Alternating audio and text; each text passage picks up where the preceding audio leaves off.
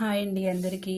ఈరోజు వీడియోలో సవర్ణ దీర్ఘ సంధి గురించి తెలుసుకుందాం. దానికోసం సూత్రము ఆ ఈ ఊ రూలకు అవే అచ్చులు పరమైనప్పుడు వాటి దీర్ఘము ఏకాదేశం అగును.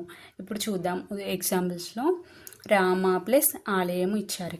ఇక్కడ ఏముంది మనకి? రామ, మాలో ఆ, ఫస్ట్ ఆ ప్లస్ సెకండ్ ఆ, ఫస్ట్ ఆ ప్లస్ సెకండ్ ఆ ఈక్వల్ టు ఆ, దాని దీర్ఘము ఏకాదేశం అవుతుంది. రామాలయము, మాకి దీర్ఘం వస్తుంది ఇక్కడ. రా మా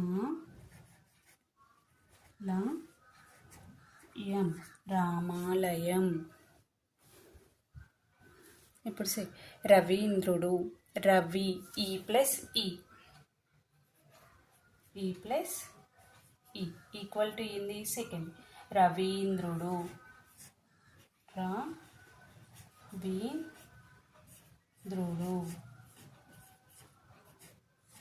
ఇప్పుడు థర్డ్ వన్, ముని ప్లస్ ఇంద్రుడు. ఈ నీలో ఈ ఉంది, మనం ముని ఈ అంటున్నాము. ఈ ప్లస్ ఈ మునీంద్రుడు. నీకి దీర్ఘం వస్తుంది ఇక్కడ.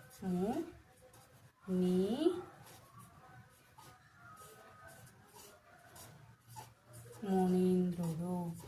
ఇక్కడ భాను ప్లస్ ఉదయం. ఊలో నూలో మనకి ఊ ఉంది. ఊ ప్లస్ ఊ, భానుదయము.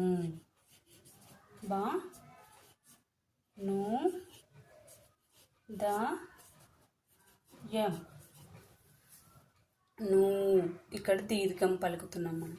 గురు ప్లస్ ఉపదేశం, గురూపదేశం.